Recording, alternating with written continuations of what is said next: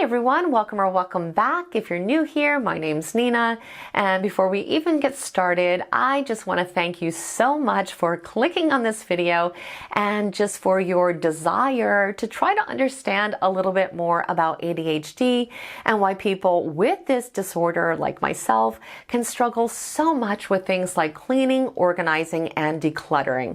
So if you are a friend or a partner or a family member of someone with ADHD, this video is definitely for you, and I know that they are going to greatly appreciate you taking the time to watch it to see where they are coming from and the real reasons why this can be so genuinely difficult for us.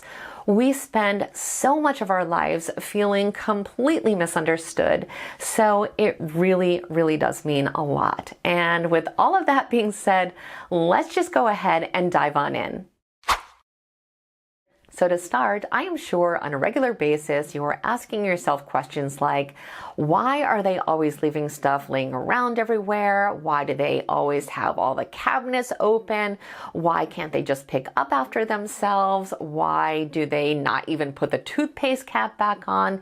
And these are all legitimate questions for neurotypical people because these things are not difficult for you. In fact, they're probably second nature. And so I think the natural assumption is that we just don't care enough to keep our home tidy, or that we're just too lazy to do the work. But believe it or not, this is completely untrue. This struggle is not about laziness, and it's certainly not about not caring. Believe it or not, most people with ADHD actually agonize over this issue way more than they let on. And unfortunately, it is one of the biggest areas that we can struggle with because it ties into almost all of the core challenges of ADHD, like executive dysfunction, distractibility, time management issues, and emotional regulation. These struggles can make even simple tasks like cleaning and decluttering feel totally overwhelming and completely out of reach, even though deep down we really do want to have a tidy home. And again, these are not excuses, this is just the reality of the disorder. So let me go ahead and break down some of these challenges so they make a little bit more sense.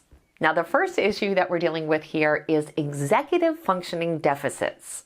These are all the mental processes that help us to plan, organize, and complete tasks.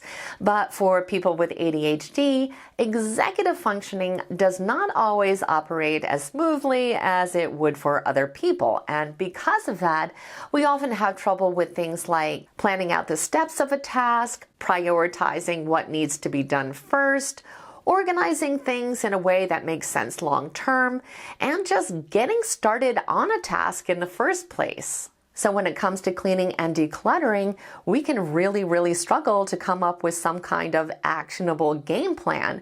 Whereas for a neurotypical person, it would probably be pretty easy for them to walk into a room or a home and figure out where the trouble areas are and what the priorities should be, and come up with a list of things that they can just check off one by one and easily make progress. Now for us, we just get completely overwhelmed. We see the mess and it just fills us with anxiety. We have no idea where to begin or how to break this all down into actionable steps that we could actually follow. And because of that, not too much usually ends up getting accomplished. But again, it's really not laziness.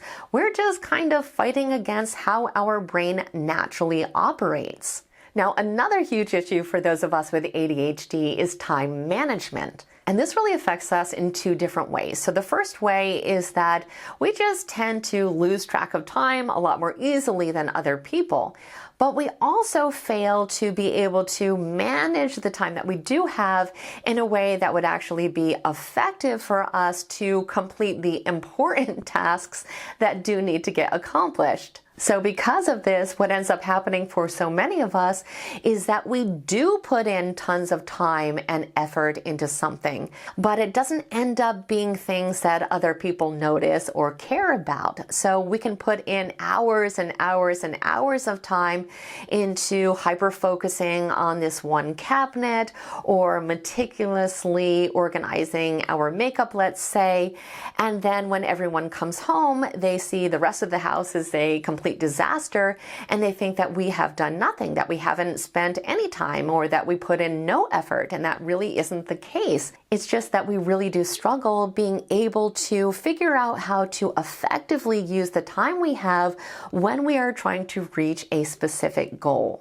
And of course, when other people try to bring this up to us, we just feel really defensive and like a failure. And this is one of the biggest ways that executive dysfunction can really make cleaning and decluttering feel impossible to us. Because even when we try to actually do it, even when we put the time in, even when we put the effort in, we feel like in the eyes of everyone else, we still got it wrong.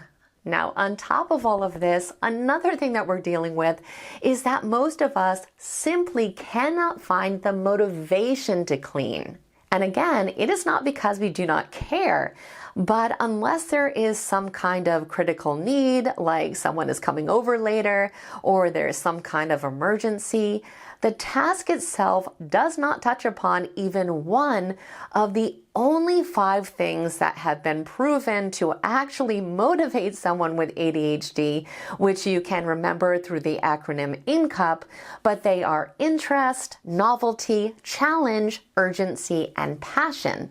But when we don't really understand this or even know about this, and believe it or not, most people with ADHD don't really know about this, then we're not able to really use these factors as tools to be able to cultivate motivation for ourselves, because it is a skill and a process. And of course, another huge obstacle for us is distractibility. ADHD comes with the gift or the curse of constantly feeling like we're being pulled in different directions. So we might actually be cleaning and working on a task, but then we start to think of something else that needs to be done, or we get inspired by something and we want to take care of it right away because we're afraid that if we don't, we're going to forget about it, or it just seems to be a little bit more fun or interesting. We affectionately refer to these little inspirations as side quests. Now, if I had to guess why this happens to us so often, I think it's because ADHD is linked to a deficit in dopamine. And these little side quests end up giving us a ton of dopamine because we're choosing to do them. They're more interesting to us. And they're giving us a break from something that we ultimately find to be really boring and tedious, which is cleaning and decluttering. But before we know it, we've switched tasks entirely, and we've probably started on 10 different other things that we also don't finish. And of course, we never end up going back to that initial task. And again, not something that we set out to do, but that really is how our brain likes to operate. Now, something else that I think a lot of people don't realize is that ADHD also impacts emotional regulation. Like I said earlier, cleaning and decluttering can actually make us feel really, really bad about ourselves because we don't feel like we know what we are doing. We don't have any confidence. It can really make us filled with self-doubt and anxiety. And we also have a very low frustration tolerance. So something that could be kind of annoying or just tedious to someone else can actually feel completely overwhelming to us and really just send us over the edge. And because of this, we may just secretly want to avoid cleaning and decluttering altogether because it's just linked to so many negative emotions. And what makes this even more frustrating is that having some kind of routine would make this all so much easier for us, but actually establishing a routine is extremely difficult for us. Without some kind of ritual where we actually do these tasks on a regular basis, whether it be every week or every month, these things are just not going to happen automatically. We're always going to have to try to force ourselves to do them.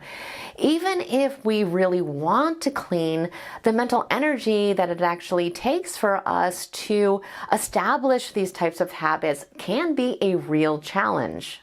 I also want to mention here that many people with ADHD will put off cleaning and decluttering because they feel like they need to do it perfectly. And of course, that ends up leading to procrastination and inaction. Believe it or not, ADHD is directly linked to perfectionism. So again, it's not that we don't care, it's almost like we care too much. And I think what we need other people to realize is that unfortunately, this entire process really is working against all of our brain's natural tendencies. But the good news here, and what I want you all to walk away from this video knowing, is that people with ADHD can improve their organizational skills over time when they have understanding, support, and proper strategies, which is what we talk about all the time on this channel. And so if you are in any kind of relationship with someone with ADHD, please check out the playlist that I have linked down below. I have one that is purely for organization and cleaning with ADHD, and then one just about ADHD in general. I think they will both help you on this journey together. Please know that it is difficult for us, and sometimes we do just need a little bit of help. So I really, really appreciate you taking the time to watch this. I know it means all the world to the person that you are in a relationship with. I want to thank you so much for being here, and I will see you in the next video.